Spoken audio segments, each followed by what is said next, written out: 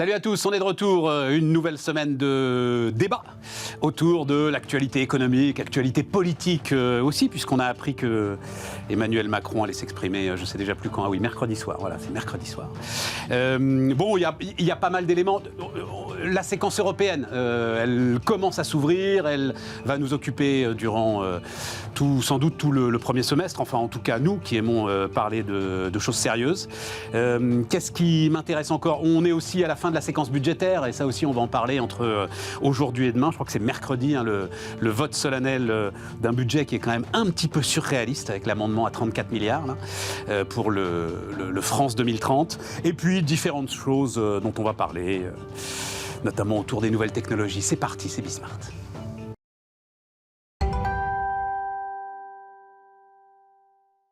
Jean-Charles Simon, l'économiste, est avec nous. Salut Jean-Charles. Erwan Tison, salut Erwan, directeur des études économiques de Sapiens. Et Isabelle Bordry, salut Isabelle. Bonjour. La patronne de Retency. Il y a des chiffres sur la pub. Tiens, juste un mot là-dessus. On va juste commencer là-dessus parce que c'est ton job, Isabelle. Un petit mot après, on parlera des 12 milliards d'euros. Mais il se trouve qu'on en parlait à la fin de la semaine dernière avec Marco Tinelli, fondateur de Full Six dans la pub digitale. Et là, donc, les chiffres, donc, c'est estimation de WPP, qui est toujours le numéro 1 mondial de la publicité aujourd'hui, oui. Google, Facebook, Amazon contrôlent à eux trois 60% maintenant du marché publicitaire mondial. Pas du marché digital, hein, du marché publicitaire mondial, et c'est work in progress. Et 80% du marché digital. Et 80% du marché digital, c'est pour ça que c'est work in progress. C'est des chiffres faramineux. Ouais, hein, on est d'accord, je ne sais pas quoi faire de ça. Qui en plus sont en décalage par rapport à la réalité. Quand vous regardez le temps passé moyen des Français, par exemple, alors ils passent 4 heures devant la télévision à peu près, 2h20 sur Internet. Et donc, en fait, on s'aperçoit qu'aujourd'hui, les GAFA ont pris une part de marché de la pub bien supérieure au temps passé réel qu'il y a aussi sur les médias traditionnels. Très intéressant. Pourquoi ? Et c'est ça le problème. Et je pense parce qu'ils ont répondu à quelque chose qui est formidable pour un annonceur. C'est la capacité de traquer la performance publicitaire. Voilà. Et donc, à partir du moment où vous avez le clic, où vous savez combien de gens ont cliqué sur votre publicité, se sont rendus sur votre site, ont acheté sur votre site, c'est beaucoup plus facile d'investir. Et donc, c'est tout cet enjeu-là qui est en train de se jouer pour les médias traditionnels. C'est comment, à l'heure de la télé segmentée, puisque ça va arriver, les chaînes de télé, mais aussi les radios traditionnelles vont être capables, non seulement dans un univers digital, de répondre à la publicité de manière ciblée avec des mesures de performance, mais aussi sur les écrans plus traditionnels. Et c'est un jeu qui a lieu en ce moment et qui est absolument clé pour la stabilité des médias classiques. Et je pense c'est que passionnant parce qu'ils n'ont pas d'autre solution que de se grouper, c'est ce que disait Marco Tinelli. Or, les règles de la concurrence vont les empêcher en fait de se grouper. Tu voudrais faire une grande plateforme publicitaire de la télé française, par exemple, qui ferait de la télé adressée, super efficace, etc. Mais jamais ils obtiendraient le droit de le faire, en fait. Et le problème, c'est le contenu. Si vous avez le même JT sur M6 et sur TF1, vous avez moins de contenu différencié. Donc, en fait, tout le jeu, c'est générer beaucoup d'audience pour générer de la publicité et de l'autre côté, avoir pour la démocratie le plus de contenu différencié. C'est un enjeu démocratique, cette histoire de la pub contrôlée par... c'est pas pousser le bouchon un peu loin de dire que c'est un enjeu démocratique? Je pense qu'il y a un vrai enjeu de contenu et pas uniquement de marché publicitaire. Moi, le sujet c'est un sujet qui me passionne. J'ai été longtemps administrateur d'une régie publicitaire. Mais t'as tout fait, toi, mais c'est dingue.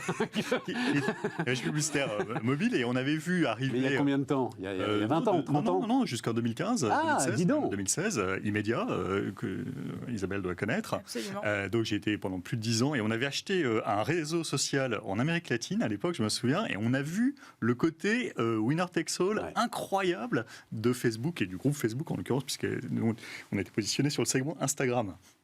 Et moi, ce qui me préoccupe beaucoup comme économiste, c'est les questions de concurrence. Ouais. Et je pense qu'on a un sujet majeur, enfin, c'est une banalité aujourd'hui en 2021 de le dire, mais déjà à l'époque, je le pensais, je trouvais incroyable que Facebook puisse racheter Instagram. C'était déjà un sujet, et il y a WhatsApp, il y a vraiment une problématique de vision du droit de la concurrence et des marchés pertinents, une activité d'ailleurs que je fais à titre professionnel, qui est majeure dans le domaine de la tech, Mais pas seulement. Je vous conseille à tous un excellent livre de Thomas Philippon sur la concentration de l'économie aux États-Unis, qui est quelque chose qui dépasse largement la tech, qui est quelque chose qui est très très puissant depuis une vingtaine d'années et qui évidemment est flagrant dans des domaines comme celui dont on vient de parler. Donc là, je crois que tout ce qu'on peut faire pour remettre de la concurrence et faire en sorte qu'il n'y ait pas justement cet effet de phagocytation incroyable par deux, trois acteurs. Il va falloir être anticoncurrentiel pour remettre de la concurrence. Le paradoxe, il va falloir se laisser se grouper. Non, Erwan, t'es pas d'accord ? Enfin, en tout cas, non, je pense pas que c'est anticoncurrentiel. C'est-à-dire qu'il faut voir comment bloquer les acquisitions de petites boîtes, parce que ce que font Google, par exemple, Google est le champion probablement chez les GAFAM de ça, c'est-à-dire de racheter par centaines des petites boîtes qui tuent donc du coup l'émergence de concurrents. Et ça, c'est très très négatif, je pense, pour les activités dont on parle. Après, on peut aller plus loin, effectivement, on peut déconstruire des groupes. Donc, dans le cas de Facebook, ce serait peut-être le plus simple de tous les GAFAM à déconstruire, parce qu'on couperait en trois, on ferait trois groupes différents qui auraient plus justement ce côté régie commune et pas avec Amazon énorme. On ferait sur Apple, il y a un truc important à faire. Non, ils sont pas dedans. Attends, les faisons pas tous. Oui, mais là, tu as Google, Facebook, Amazon. Okay. Et Amazon, c'est le fameux retail média. Là, alors, Amazon, le vrai sujet, évidemment, c'est l'activité AWS qui, en fait, finance des activités qui, elles, sont des activités qui n'ont même pas besoin d'être rentables, donc qui peuvent être très, très agressives. Et puis, dans le cas de okay, donc Google, tu coupes il y a le search et le reste. Et donc, là aussi, on voit qu'il y a des possibilités d'action que d'ailleurs des personnes qui travaillent dans le droit de la concurrence aux États-Unis ont déjà évoqué, et des parlementaires américains ont déjà évoqué. Donc je pense que c'est là où il faudrait agir, mais commencer en tout cas par être très très dur sur toutes les acquisitions, parce que pour moi c'est ça où le bas blesse depuis une quinzaine d'années, c'est qu'on pense que c'est les petites acquisitions, donc c'est pas un problème, on laisse faire, et en fait on empêche de voir émerger de la concurrence. Erwan. Alors, déjà, il ne faut pas s'étonner qu'à l'heure de l'hyper-personnalisation, ceux qui proposent un produit hyper-personnalisé soient les plus performants sur le marché. Ouais. C'est la première chose. Ensuite, il faut sur la question de la concurrence, moi, je ne pense pas qu'il faille effectivement encore des mesures antitrust, etc. Parce que les dernières qu'on a mises en place, en tout cas le RGPD, qui avait quand même cette vocation un petit peu cachée de se dire on va mettre une barrière contre les GAFAM, ça a renforcé les GAFAM. Pourquoi ? Parce qu'on a asséché notre écosystème de start-up. Il y a beaucoup de start-up en Europe. Ce n'était pas la bonne mesure. Vas-y. Mais qui ont dit moi, la mise en conformité me coûte beaucoup trop cher. Derrière, j'ai une tech qui est un peu intéressante et tout. En fait, plutôt que d'aller chercher à lever des fonds pour financer mon côté juridique, telle et telle firme californienne me propose un superbe chèque. Du coup, je vends ma tech parce que je ne vais pas aller m'emmerder avec un droit qui n'est pas mis en conformité. Cette économie-là, elle prospère grâce à deux nouvelles lois dans l'économie. Il faut aussi penser, notamment appel aux régulateurs, il faut arrêter de penser comme étant quelque chose d'une économie en fait encore à rendement décroissant. On est passé sur des rendements croissants avec, dans le cadre des réseaux sociaux, deux grandes lois qui sont la loi de Metcalfe. Donc en fait, l'utilité d'un réseau augmente à mesure que le nombre d'utilisateurs augmente. Donc là, il y a un côté très exponentiel. Et la loi de Rosen. La loi de Rosen, c'est quoi ? C'est quand en fait vous avez dans une communauté des personnes que vous pouvez classer en différents groupes communautaires. Là, votre utilité explose. Et donc du coup, vu qu'ils arrivent à faire exactement les deux, c'est comme ça qu'ils peuvent justement perdurer. Nous, en Europe, on n'a pas encore compris, je pense, que la data était justement cette nouvelle force de frappe, ce nouveau minerai qui est justement raffiné pour faire en sorte de pouvoir concurrencer. Le pétrole du 21e siècle, je l'ai entendu il y a 20 ans quand même. Alors c'est pas le pétrole, non, c'est pas le pétrole parce que le pétrole est fini par nature. Oui, tu vois bien ce que je veux dire. Mais ça fait 20 ans, mais on l'a toujours pas compris parce que quand vous regardez dans les politiques, non. On n'arrive pas à l'utiliser, mais on a compris. Stéphane, DMA, DSA qui sont en train d'être votés au Parlement européen. Donc Digital Service Act et Digital Marketing. Là-dessus, on est en train de refaire exactement les mêmes erreurs que ce qu'on a fait avec RGPD. Alors que justement de se dire effectivement, il n'y a plus grand-chose à faire parce que je pense que le mal est fait quelque part. Il y a beaucoup d'acquisitions qu'on aurait dû refuser à l'époque. Alors maintenant, on met des amendes à coût de 2 ou 3 milliards au niveau de la Commission sur les grands GAFAM 10 ans après en se disant voilà on a fait quelque chose parce qu'il faut bouger, mais tant qu'on n'aura pas changé de doctrine par rapport à ça, en faisant sorte de favoriser notre écosystème sans être protectionniste, mais de favoriser notre écosystème pour leur permettre, c'est le big push du général Lee en 1954 en Corée du Sud, quand il a fait tout reconstruire. Qu'est-ce qu'il a fait ? Il a pris les 5 grandes entreprises qui étaient des 5 secteurs d'avenir, il les a chouchoutées, il les a favorisées, il les a fait grandir, et maintenant elles sont parmi les plus grandes mondiales. Voilà, et donc il faut prendre Retency, et puis... Absolument, voilà. Absolument. Puisque toi, tu travailles sur l'anonyme... Mais le paradoxe de tout ça, quand même, et c'est ton job, Isabelle, puisque tu travailles sur l'anonymisation des données personnelles, c'est que moi, consommateur, j'en veux pas. Moi, consommateur, je suis très content de ce système qui me pousse seulement la pub, dont j'ai envie, dont j'ai besoin, et qui peut être pour moi efficace. Mais c'est pas antinomique. C'est absolument pas antinomique.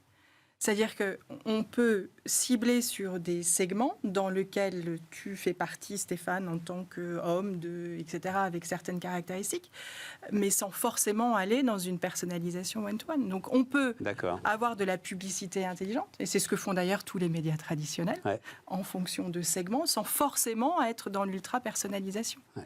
Et donc c'est cet équilibre. Et je pense que le RGPD, a été absolument essentiel pour créer une relation de confiance entre les utilisateurs et les grandes plateformes. Mais Isabelle, mais comment ? Mais on est tous, ça nous pompe l'air en fait. À chaque fois le truc arrive, on dit oui, tout accepté. C'est enfin. Qui je pense que c'est essentiel. Je pense qui ne fait pas essentiel. Oui, tout accepté et va regarder la liste de Moi, je ne fais pas toujours oui, tout accepté. Et je pense que c'est essentiel qu'il y ait des garde-fous. Parce que vous n'imaginez pas, quand vous regardez la donnée, l'intrusion que c'est dans la vie de quelqu'un. Vous n'imaginez pas. Moi, j'ai regardé les données de géolocalisation qui sont obtenues par les téléphones. C'est spectaculaire. Vous connaissez tout de la vie de quelqu'un. Et c'est terrible parce qu'il y a une espèce de dichotomie entre ce que vous percevez quand vous dites oui et la réalité de ce qui existe derrière et de ce que l'on peut lire sur vous sur la donnée. En même temps, ils nous les envoient, ces données de géolocalisation. Donc tout le monde regarde aussi. C'est tellement fascinant. C'est tellement fascinant. Oui. Et donc, on reste volontaire pour le faire. Je ne sais pas pourquoi d'ailleurs, je dois dire, mais on reste de moins en moins. De moins en moins. Je peux vous dire qu'aujourd'hui, il y a de moins en moins de personnes qui disent oui à la géolocalisation, notamment. Moi, ça me fascine. Donc quand même, puisqu'on en parlait la semaine dernière, rôle de la nouvelle patronne de la FTC qui s'appelle Lina Khan, je ne sais pas si c'est avec toi, il me semble même, Erwan, qu'on en parlait, et du patron de la division antitrust du ministère de la Justice, donc aux États-Unis, qui s'appelle Jonathan Kanter. Et donc ils viennent de rejeter une opération de concentration dans l'édition, dans les articles de sport, il y a à l'instruction, je pensais que c'était fait moi, mais à l'instruction, le rachat par Amazon des studios MGM, justement, ça va être intéressant de voir ce qu'ils vont dire.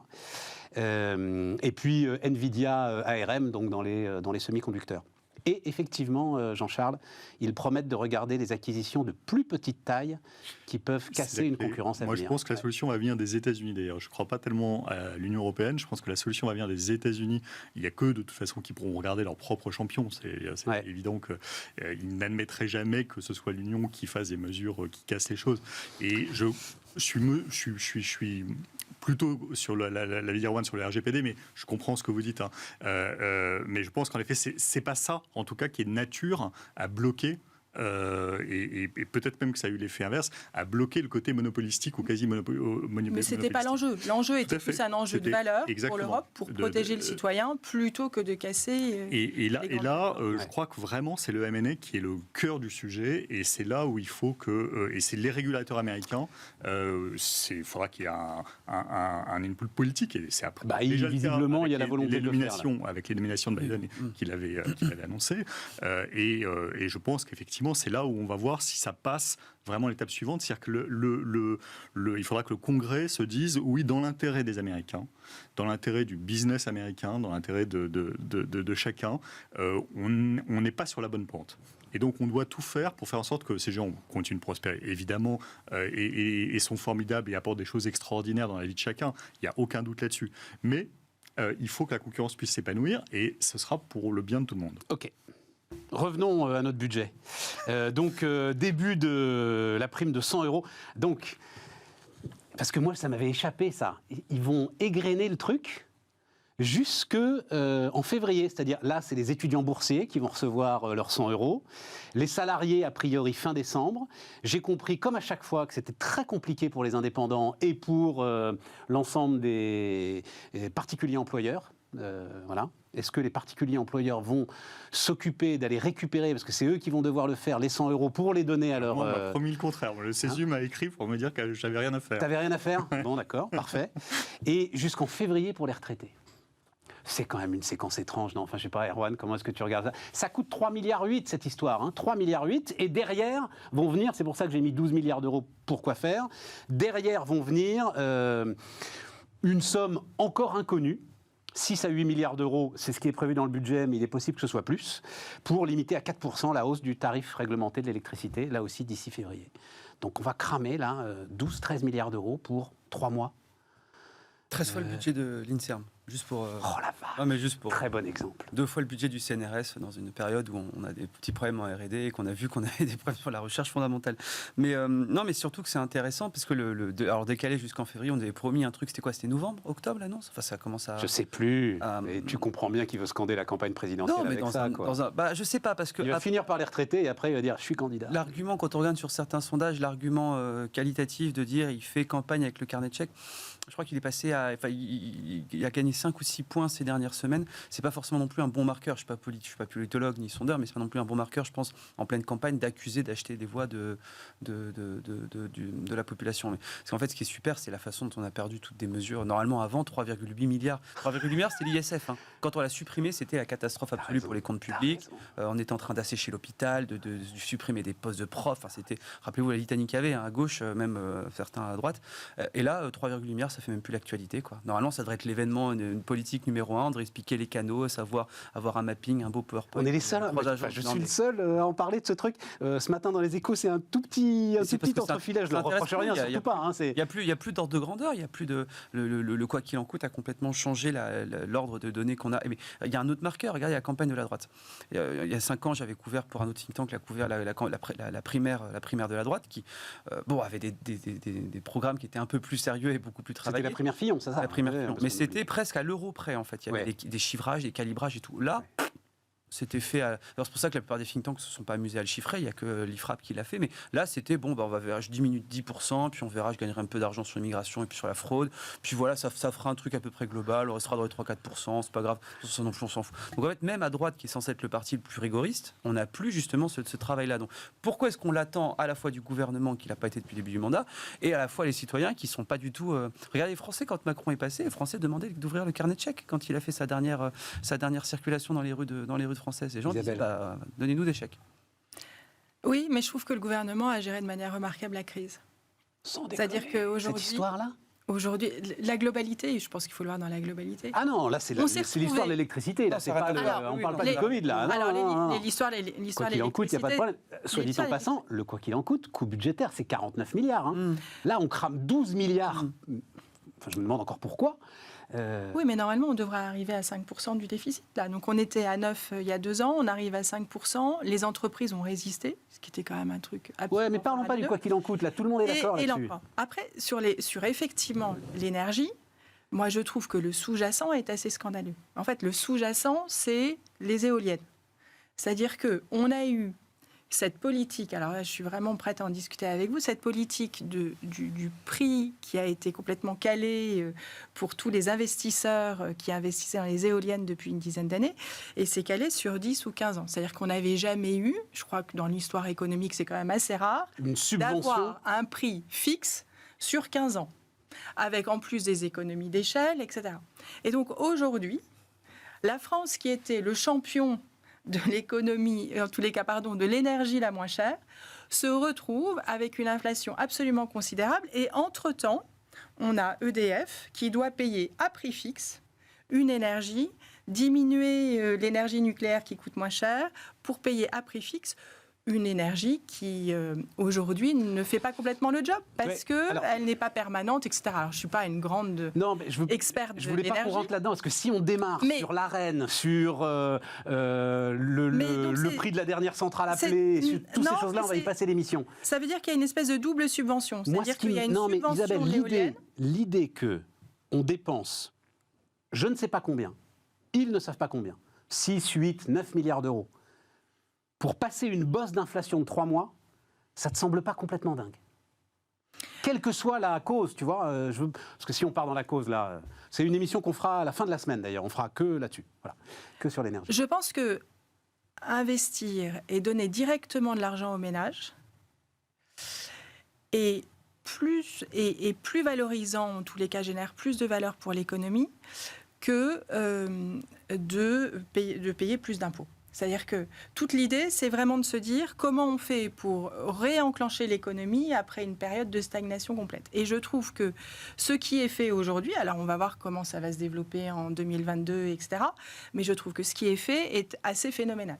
C'est-à-dire qu'on retrouve de l'emploi, les entreprises se portent bien. Alors il faut regarder si les emplois vont durer à long terme, etc. Mais 12 c'est un milliards autre sujet. En plus. Il faut que ça s'arrête à un moment. Ça s'arrêtera peut-être l'année prochaine. Mais je trouve qu'aujourd'hui, c'est important. Jean-Charles? Moi, je distinguerais les deux phénomènes. Parce qu'il y a le phénomène de j'essaie de corriger, donc celui qui va coûter 6, 8, on ne sait pas trop. La bosse d'inflation électrique, là. Voilà, j'essaie de corriger mes propres turpitudes sur un marché que j'ai déréglé. Ça, je ne suis pas tellement contre. Enfin, en tout cas, il faudrait rentrer dans le fond et se dire, voilà, il faudrait tout repenser en base zéro et se dire, voilà, on repense le marché de l'électricité et on repense le marché de l'énergie en général et on va réfléchir à quelque chose qui soit moins malsain dans l'impact qu'on a, alors qu'on a un atout formidable qui est qu'on sait produire massivement de l'électricité pas chère pour la France.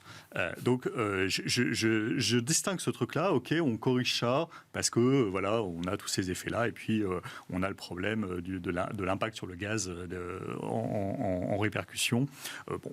Tout ça me semble pas complètement choquant. D'accord. Même si c'est évidemment un mauvais timing, ça arrive en période électorale et que ce soit ça. Ce qui me choque énormément, en fait, sur le principe, c'est le chèque inflation. Donc les 3,8 milliards, 38 millions de personnes, 100 euros, ça me choque énormément parce que, pour le coup, si on rentre là-dedans, c'est à chaque fois qu'il y a une hausse des prix, la réponse, c'est on donne un chèque par rapport à une hausse des prix. En plus, mais surtout, on va rentrer là-dedans. Oui, non mais c'est habituer les gens à se dire que les hausses de prix, ça doit être compensé par un chèque de l'État, parce que là, le chèque inflation, il est en plus un peu plus global. Hein. Il est censé couvrir la poussée d'inflation qui est effectivement largement tirée par l'énergie, mais qui concerne aussi tout ce qui est pénurie qui fait augmenter les prix, tout ce qui est marché alimentaire. C'est quand même aux 2 tiers l'énergie. Mais c'est aux 2 tiers d'énergie.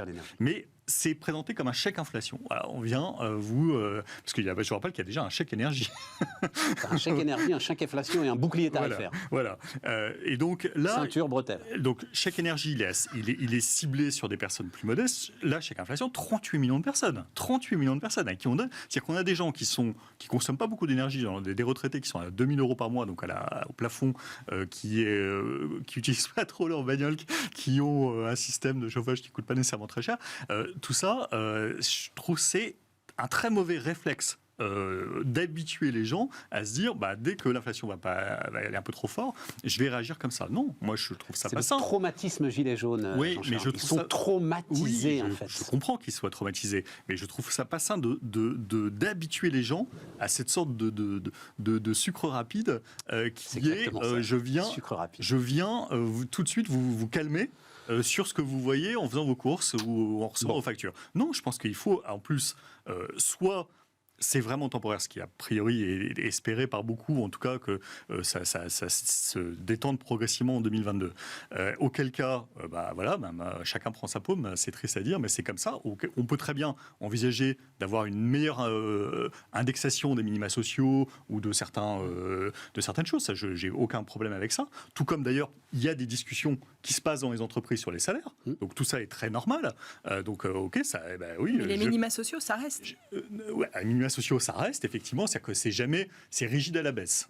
C'est ça. Il n'y a pas évidemment, ça n'a jamais baissé. Les salaires aussi, en pratique, même si c'est pas impossible, théoriquement, en pratique, ça baisse pas non plus. Mais effectivement, on peut donner des primes, ce qui n'est pas la même chose. Moi, je pense qu'il faudrait quand même ne pas rentrer dans ce jeu-là, en fait. Parce que sinon, on va mal habituer les gens à se dire je dois aussi, faire face à des événements de la vie économique que le gouvernement ne doit pas être là pour prendre en charge. Erwan dit que c'est trop tard. Quand il annonce le chèque inflation, moi je suis d'accord, tout à fait d'accord avec ce que vient de dire. Je pense que presque le péché d'orgueil là-dedans, ça a été le non. Parce qu'en plus, quand il l'annonce, on est à 1,6% d'inflation.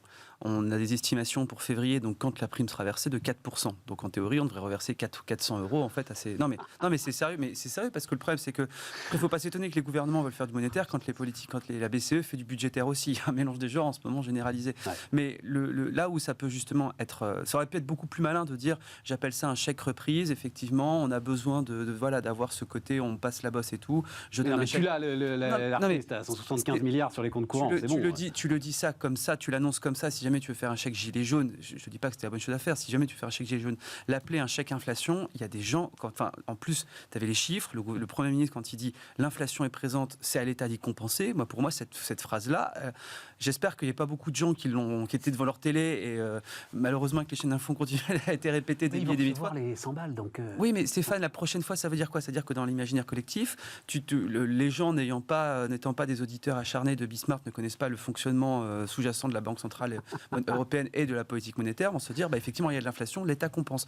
Et là, tu recrées dans un pays en plus qui est très fertile sur le côté État-nounou, tu recrées une nouvelle demande, un nouveau droit pour les citoyens de dire, je demande et j'exige d'avoir. Et en fait, tu commences à rentrer là-dedans parce que tu regardes, ça s'ajoute à la prime de Noël qui va tomber, plus donc 254 €, plus les 100 € qui vont tomber de machin, plus le chèque machin. La prime rentrée scolaire. La prime rentrée scolaire. C'est une habitude. Oui, Mais je ne dis pas qu'il ne faut pas Là où aider. tu as raison, c'est que c'est pas 38 millions de personnes, ces primes-là. On ne dit pas qu'il ne faut pas aider les gens. Le problème, c'est qu'en fait, tu es en train de créer déjà un maquis absolument illisible.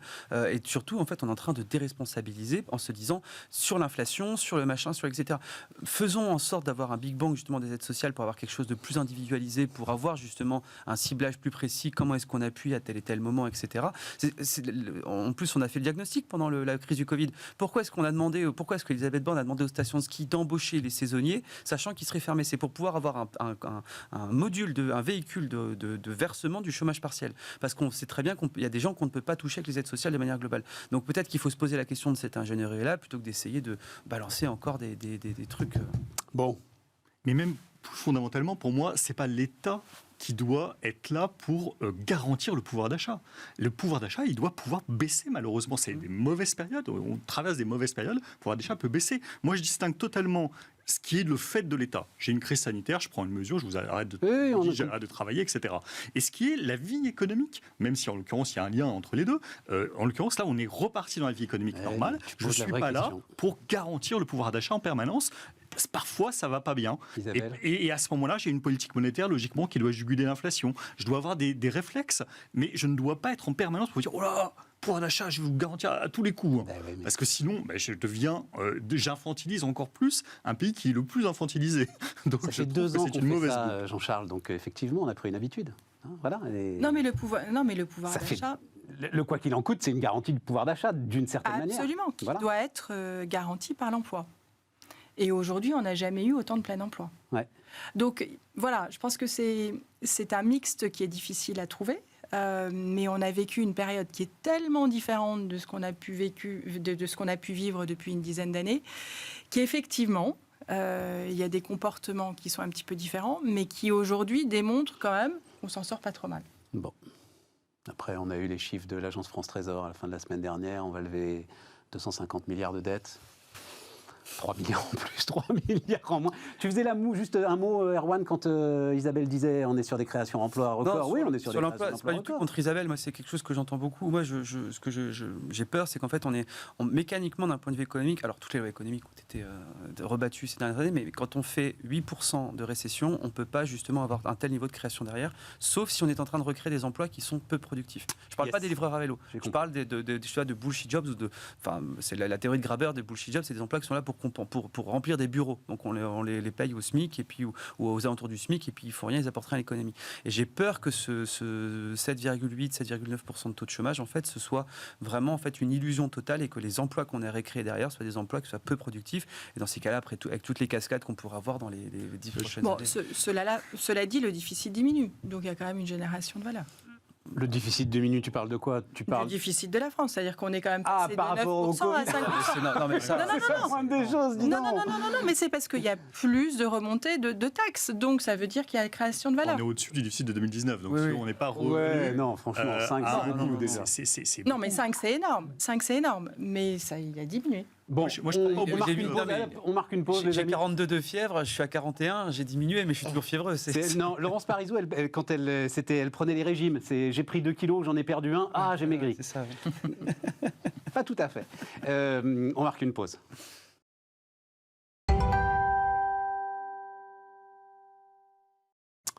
Donc on repart donc autour de l'Europe. Donc visite du nouveau chancelier allemand, c'était vendredi. Il y a une rencontre, je crois que c'est aujourd'hui, entre Bruno Le Maire et son... Christian Lindner, son équivalent ministre des Finances allemand. Alors, sur le pacte de stabilité, je ne sais pas si on peut en dire un mot, mais en fait, Bruno Le Maire a parlé ce week-end. Et je suis très surpris parce que, en gros, il voudrait juste bouger les 60% de dette sur PIB. Donc, dans le pacte de stabilité, il y a 2 éléments. Il y a 3% de déficit et 60% de dette sur PIB. Et Bruno Le Maire a réaffirmé son attachement aux 3% de déficit public. Bon, voilà, parce que je ne le savais pas. Et donc, les 60% de dette sur PIB, oui, ça, de toute façon, de facto, quand on va être à 114, je crois, hein, c'est ce qui est prévu, 113. De facto, c'est fait. Et donc, on va rentrer dans une séquence de présidence française de l'Union européenne. Et donc, il y a ce discours-là de Europe puissance. Isabelle, qu'est-ce que tu mets derrière ça, derrière ce sujet d'Europe puissance, qui a l'air d'être un peu un totem, tu vois, autour duquel on tourne, j'ai l'impression, sans jamais vraiment réussir à l'incarner. Oui, je pense que c'est effectivement une difficulté des Allemands, mais aussi de Macron aujourd'hui, c'est-à-dire de réexpliquer que l'Europe est absolument indispensable pour le développement économique, les valeurs, etc., des différents pays. Tu as fait une campagne européenne, toi, en plus. Hein. Absolument. Ouais. Alors même qu'aujourd'hui, et on le voit bien dans les sondages, de plus en plus se lèvent contre une Europe qui prendrait trop de place. Donc il y a cette espèce d'ambivalence. Où on veut un marché et une économie qui se développe. Oui, c'est ça. On veut une puissance. Pour ce faire, 60 millions de personnes n'est absolument pas suffisant. Et de l'autre côté, on veut avoir des frontières qui ne soient pas forcément celles de l'Europe. Et donc, c'est très compliqué politiquement. Et je trouve qu'effectivement, Macron et le nouveau chancelier allemand ont eu ce discours assez bien aligné en disant qu'il faut une souveraineté européenne. Qui est, je pense, indispensable face à la Chine et aux États-Unis. Mais en fait, ce que tu dis, c'est qu'on veut une Europe puissante, et dès qu'elle l'est, on dit « Ah mon Dieu, ça empiète sur la souveraineté nationale ». Il n'y a pas quelque chose comme ça aussi ? En fait, c'est totalement tout le débat, c'est cette notion d'Europe fédérale, pas d'Europe fédérale, l'Europe des nations, c'est-à-dire qui prend le pouvoir. Est-ce que c'est le même jeu qu'il y a dans les entreprises entre l'international et le local, si je fais un schéma un peu rapide, c'est-à-dire qui prend les décisions finales ? Est-ce que c'est le Parlement français ou est-ce que c'est le Parlement européen qui donne la vision ? Mais aujourd'hui, sur les enjeux de transition écologique qui touchent l'Allemagne, parce que l'Allemagne n'a pas réussi à se décarboner, les enjeux de transition, de réinvestissement industriel qui touchent la France, on ne peut pas le faire seul. On est obligé de le faire ensemble. Et donc, l'Europe est, à mon avis, indispensable. Comment est-ce que tu regardes ça ? Le terme Europe puissance, en plus, c'est marrant. C'était 2 fois que la France a été à l'initiative de ce terme-là. De Gaulle. C'est vrai, c'est à nous, ça ? Ah, c'est à nous. Ouais. C'est De Gaulle qui avait sorti la première fois l'idée d'Europe puissance, avec l'idée qu'en fait, l'Europe est très puissante. C'est le fameux levier d'Archimède. L'Europe est très puissante à l'extérieur et la France est très puissante en Europe. Pour avoir, en fait, quelque part, un canal, un véhicule qui puisse permettre à la France de pouvoir rayonner au niveau international. Et la deuxième fois où ça a été recité, c'est Mitterrand en 83, qui, en fait, à mesure que pour en faire justement recréer l'envie d'Europe et repréparer les échéances qui venaient juste après. Et ce qui est intéressant, c'est qu'à chaque fois, ça arrive dans un moment où il y a quand même une europhobie, un europessimisme qui monte de plus en plus. L'idée, effectivement, de réaffirmer, sans passer sur les États-Unis, mais de repasser, non pas sur du fédéralisme, mais sur l'idée vraiment, voilà, de souveraineté, comme le disait. Non, alors c'est pas que de souveraineté, c'est l'idée de puissance. Et c'est là où, justement, on va pas rentrer là-dedans, mais il y a eu énormément de choses quand De Gaulle l'a théorisé, c'était de dire la puissance est avant tout imaginaire avant d'être effective. Et effectivement, quand on a l'impression d'avoir une Europe qui ne s'occupe pas de légiférer sur la taille des carottes, de ce qui rentre ou pas, non, mais d'avoir vraiment être un bloc puissant entre le bloc asiatique et américain, là, il y a quelque chose qui passe. Et je pense que, pour moi, le bilan de Macron, du président Macron sur le quinquennat, sur le volet européen, est quand même, on peut dire, moi je pense que c'est peut-être le plus européen qu'on ait pu avoir des présidents et voir des présidents en Europe. Il bouge vraiment là-dessus. Je pense que il peut profiter de la nouvelle mandature, la nouvelle législature allemande pour essayer justement de corriger un petit peu ce qui ne va pas et puis d'aller justement vers Et donc c'est pour ça que les choix de l'imaginaire, en s'inscrivant à la fois dans le même temps dans De Gaulle et Mitterrand, pour contrer à chaque fois les périodes europhobes, mais pour aussi permettre à la France de... Je trouve ça intéressant. Et ça peut... La contradiction, c'est-à dire que tu regardes les projets qui sont assez clairs alors de la coalition allemande, c'est l'immense mérite de cette coalition, c'est qu'elle écrit noir sur blanc, c'est ce qu'elle a envie de faire. Tout ce qui est renforcement des pouvoirs du Parlement, tout ce qui est l'idée par exemple que le président ou la présidente de la Commission européenne soit en fait celui qui dirige dirige le parti qui est arrivé en tête aux élections européennes. Toutes ces choses-là, en fait, on a le sentiment que tout notre bloc, nous, nationalistes, qui aujourd'hui quand même représente quoi 35, à peu près 35% des voix. L'extrême gauche est sur la même Avec ligne. Mélenchon, Et l'extrême gauche est sur la même ligne, tu as raison. Sur le sujet. Rejette en fait l'ensemble. Non, mais après, ça sera une négociation au niveau européen. C'est pas parce que les Allemands l'ont mis dans leur accord de gouvernement que ça va s'appliquer au 27. Bien sûr, mais là où ça va être très intéressant, c'est pour ça tu que... vois pas comment tu développes une réelle puissance sans en passer par là. Déjà, il va y avoir une négociation, à savoir de quel côté est-ce qu'on va basculer. Est-ce que du coup, c'est la France qui va pouvoir imposer ces négociations et du coup, sa vision un petit peu, on est sur une vision un peu plus fédéraliste avec un exécutif beaucoup plus fort que ce que pourraient proposer les Allemands, au moins d'un point de vue européen. Et donc, dans ce cas-là, est-ce qu'on l'impose? Et si jamais on l'impose, est-ce que du coup, on est capable de lâcher du lest? Lâcher du lest, on sait très bien ce que ça veut dire. Ça veut dire retourner à 2% de déficit et faire la réforme des retraites. Ou est-ce que du coup, on dit, gardez-nous notre modèle social et notre modèle budgétaire, et d'un autre côté, j'accepte ça. Et c'est pour ça que la campagne présidentielle et la présence de Macron, de la France, de l'Union européenne qui s'ouvre, vont être primordiaux, parce que c'est là où va se décider, on va savoir qu'est-ce qu'on est prêt à lâcher aux Allemands pour qu'ils puissent justement nous suivre sur ces côtés-là. Jean-Charles. J'ai vu passer un paquet de présidences de pays où on se disait que ça allait être des choses absolument extraordinaires. Les présidences de l'Union européenne, mais aussi parce que c'est comment dire, les prérogatives attribuées à ça qui en fait sont extrêmement limitées. Être président la présidence de l'Union européenne, qu'est-ce que ça veut dire? Ça veut dire qu'en fait vous êtes simplement le secrétaire d'assemblée dans une assemblée générale. Non, parce que tu as le droit d'initiative. C'est vous qui déroulez l'ordre du jour. Oui, mais c'est toi, justement, tu peux prendre dans l'ordre du jour. Oui, mais ça ne change rien aux hostilités existantes. Non. Et le problème, c'est que, on est aujourd'hui dans une phase où, post-Brexit, quand même, il faut quand même voir le tableau en prenant un peu de recul. On est quand même dans une phase de recul, pour moi. Une phase de recul, effectivement, Macron lui-même est très pro-européen. Merkel l'était de manière modérée, je trouve. Enfin, en termes, comme tout, elle était tout modérée. Tout modéré. Et peut-être que Scholz le sera. Enfin, sur le papier, a priori, il est davantage. Ils le sont bien davantage. Oui, sur le tout papier. à fait. Et d'ailleurs prêt à des compromis, y compris sur des choses symboliques pour la France, puisque, de mon point de vue, en fait, dans l'histoire de la construction, le principal obstacle à plus de fédéralisme, c'est la France. Ouais. C'est-à-dire qu'en fait, c'est elle qui en parle tout le temps. Et ses finances publiques. Et c'est elle qui, et pas seulement, Militaire, et l'armée aussi, militaire et même globalement, en fait, la France, elle est dans une contradiction permanente parce qu'elle veut l'Europe, mais l'Europe à sa main. Exactement. Et c'est exactement ce que rappelait Erwan. C'est à la façon dont elle le théorise, c'est en fait avoir un instrument plus grand pour être plus fort. Mais dès qu'on lui parle, par exemple, de son siège aux Nations Unies, oh là là, mais attendez, c'est le pauvre Roland Lescure qui a fait cette proposition dans un bouquin personnel en disant, moi, je trouve qu'on pourrait avoir notre siège partagé maintenant, d'ailleurs que le Royaume-Uni n'est plus là, le siège partagé au Conseil de sécurité. Alors vraiment, tout le monde lui est tombé dessus et le gouvernement a dû dire, oh non, mais attendez, ça n'engage personne de chez En Marche. C'était justement M. Lescure. Donc, en fait, la France, elle est complètement... Président de la Commission des affaires économiques. Hein. Ouais, Voilà. ouais. Elle est complètement schizo dans le fonctionnement européen parce que fondamentalement, ce qu'elle voudrait, c'est l'empire napoléonien. c'est ça la façon dont elle voit l'Europe. Et donc là, ça lui plairait bien parce qu'elle dirige et elle est face à la Chine et aux États-Unis. Ouais. Mais c'est pas comme ça, évidemment, que ça peut marcher, c'est absolument impensable. Donc ça veut dire qu'il faudrait accepter que des décisions, notamment, se prennent à la majorité qualifiée sur des sujets majeurs. C'est là tout l'enjeu. Mais ça, évidemment qu'en France, ça passe pas. Ça passera pas du tout. Et dans beaucoup d'autres pays d'ailleurs, à l'Est, ça passera pas non plus. Et donc pour moi, l'Europe, c'est vraiment comme on dit en physique, vous savez, on distingue en fonction de l'énergie potentielle les équilibres stables et instables. Non, je ne sais pas, non. J'aime bien le gars qui te dit, vous savez bien sûr. L'Europe, c'est vraiment l'équilibre instable. C'est-à-dire que c'est une construction qui menace en permanence de retomber en arrière parce qu'elle n'est pas justement suffisamment avec une volonté derrière de pousser plus loin ces mises en commun de souveraineté.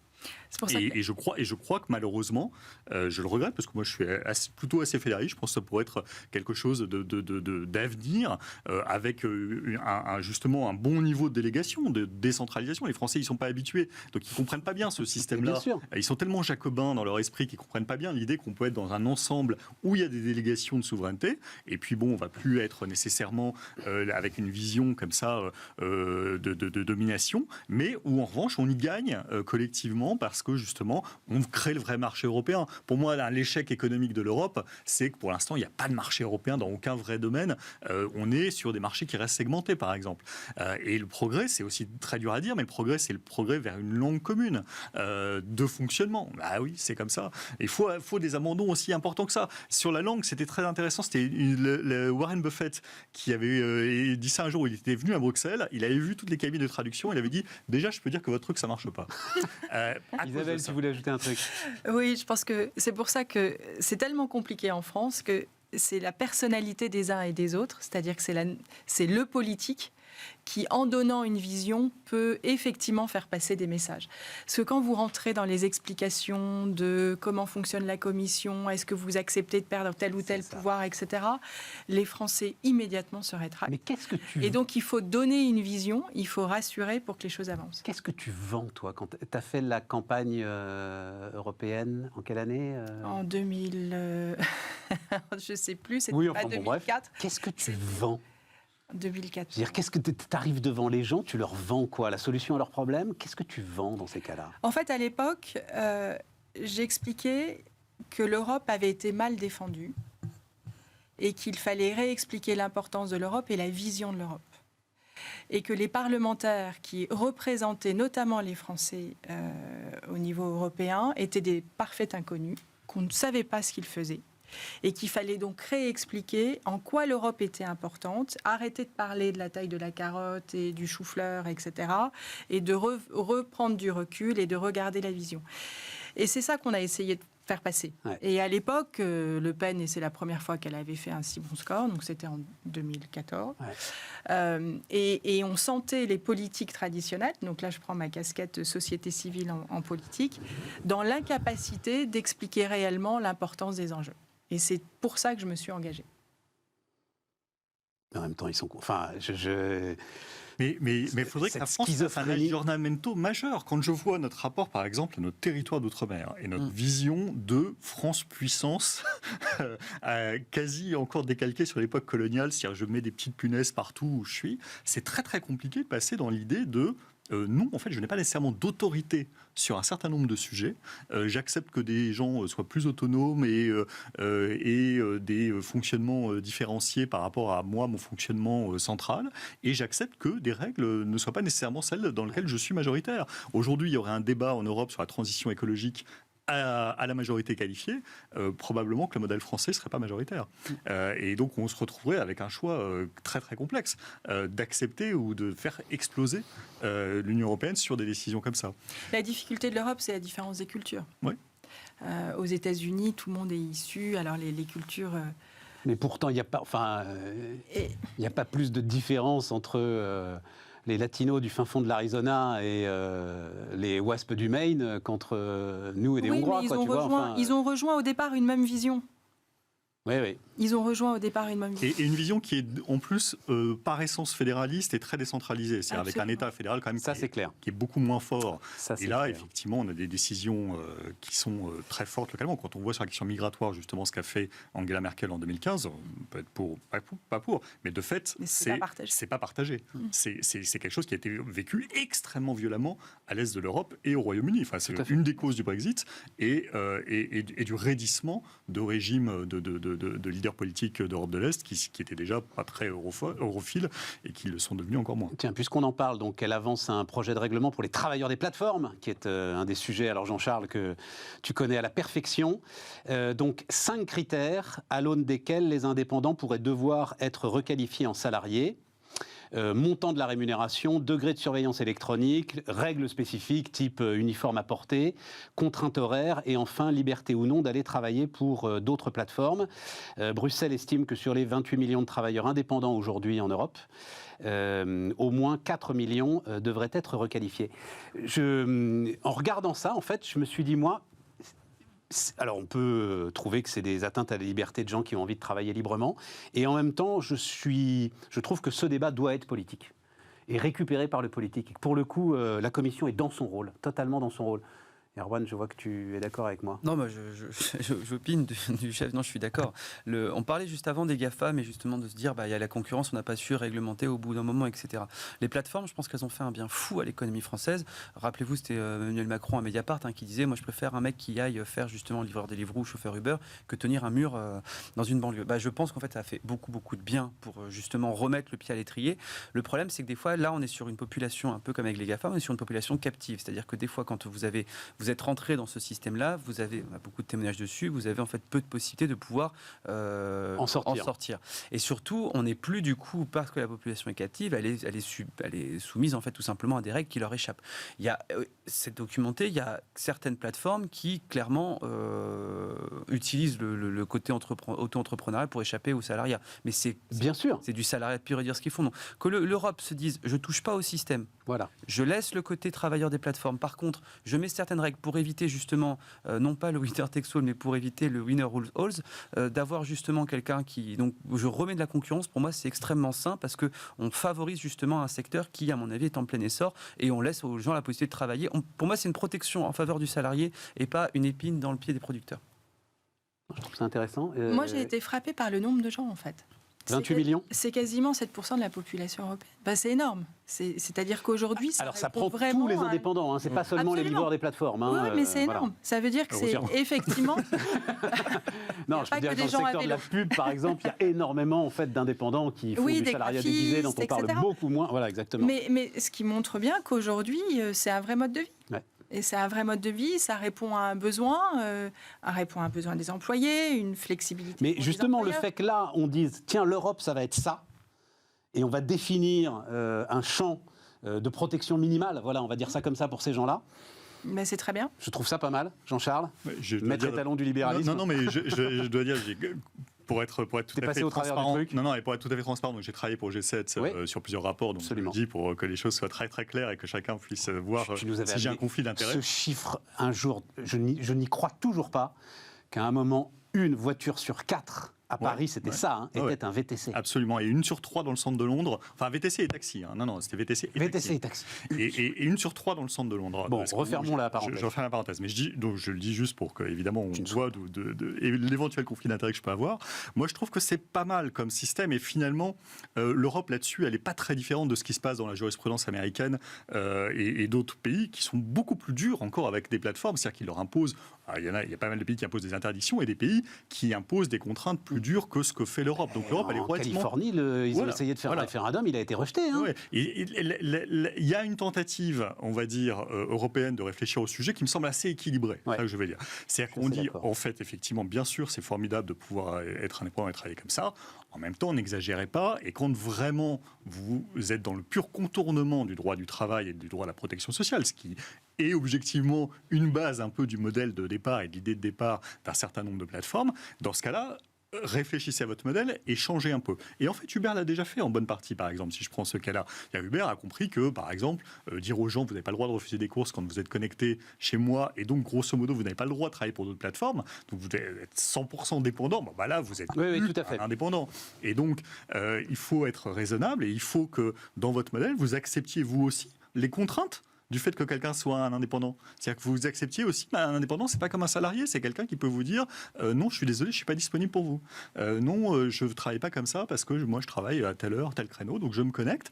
Donc, j'accepte aussi les inconvénients du statut de la personne qui, elle, a cette liberté. J'en ai un certain profit parce que justement, moi, je n'ai pas les contraintes de quelqu'un que je salarie, à qui je fixe un certain nombre de garanties et de droits, mais du coup, j'accepte aussi cet équilibre. Et ça, je trouve ça plutôt pas mal. Je trouve que la voie vers laquelle on est en train d'aller me semble assez raisonnable.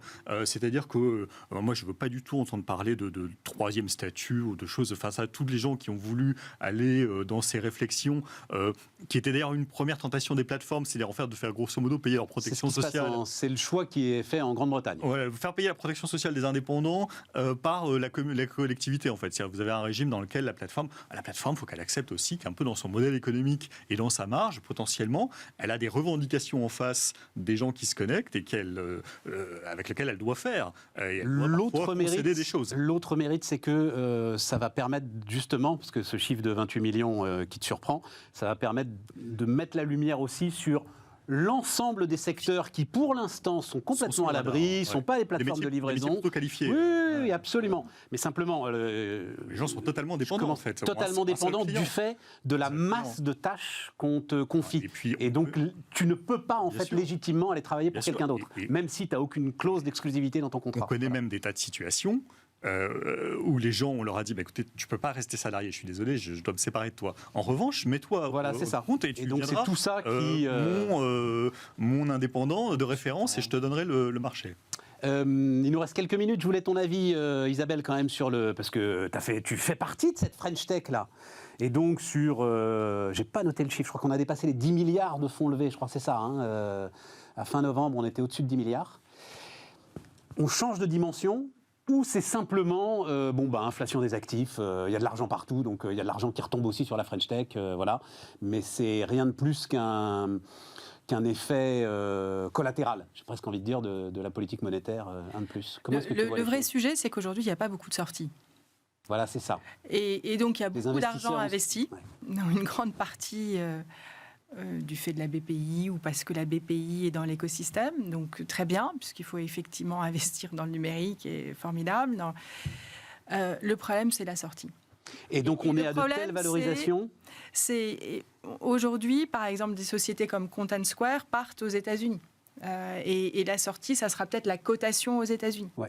Donc la difficulté, mais c'est l'Europe en général, et particulièrement de la France, c'est une capacité à faire grandir suffisamment loin. Alors c'est peut-être, ça rejoint Warren Buffett et le marché européen qu'évoquait Jean-Charles tout à l'heure. C'est-à-dire que aujourd'hui, on est dans cette situation où on investit, on a d'excellents ingénieurs, on a des sociétés, il y en a encore une toute petite là dans le Bluetooth qui vient de se faire acheter par Google, quelques dizaines de millions d'euros.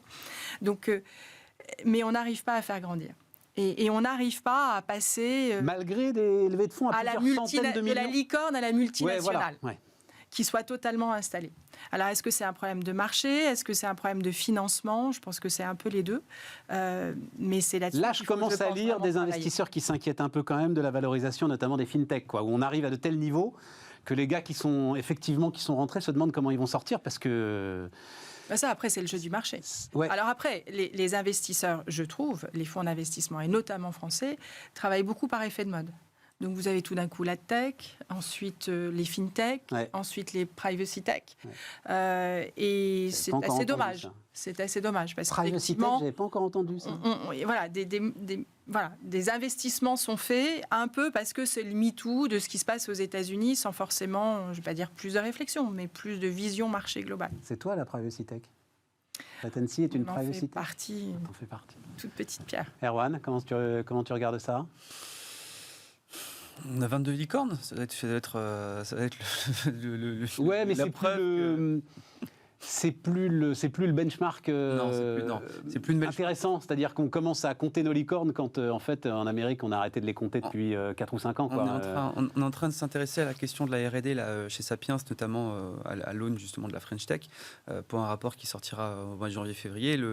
En fait, on se rend compte de quoi ? On se rend compte que, premièrement, il y a énormément, effectivement, profit de l'effet. C'est quoi le sujet ? Est-ce qu'elles sont vraiment innovantes ? C'est ça ton sujet ? C'est le principe, essayer de voir un petit peu pourquoi est-ce qu'on n'a pas réussi à sortir un vaccin en mois de mars. Et en fait, on tire... Donc ça, c'est la porte d'entrée et on déroule le fil juste derrière.